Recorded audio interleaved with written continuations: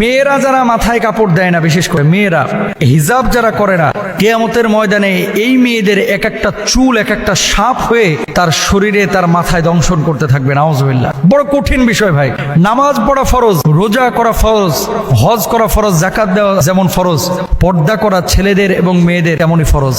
মনে রাখবেন আল্লাহ তাআলা বলেছেন ওয়ালিয়াদরিবনা বিখুমরিহিন্না আলা জুয়ুবিহিন, মেয়েরা এমন একটা পোশাক মাথা থেকে পা পর্যন্ত ঝুলিয়ে দিবে যাতে করে তার শারীরিক আকার আকৃতি অবয়ব বোঝা না যায়। আজকে সামান্য একটু ফ্যাশন করার জন্য, নিজেকে জাহের করার জন্য, প্রেজেন্ট করার জন্য, মানুষের সামনে আমার সিল্কি চুলগুলোকে প্রকাশ করার জন্য আজকে আপনি যে পর্দার খেলাফ কাজটা করতেছেন, এই সিল্কি চুলগুলোই কিয়ামতের ময়দানে এক একটা আসল ভাইপারের মতো আক্রমণাত্মক হয়ে যাবে। এই চুলগুলো আপনাকে মাথার উপরে দংশন করবে। কেন আমরা বুঝি না? ছেলেরা এবং মেয়েরা দুপক্ষকে পর্দা করতে হবে, চোখটাকে অবনমিত রাখতে হবে। মেয়েদের পর্দা হচ্ছে গোটা শরীর, ছেলেদের পর্দা হচ্ছে বুক থেকে নিয়ে নাভিকে নিয়ে।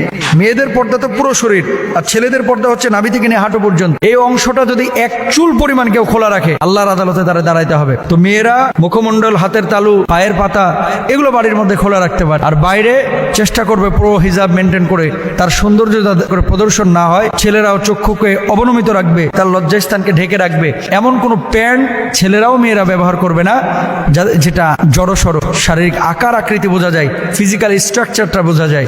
এটা সম্পূর্ণরূপে হারাম।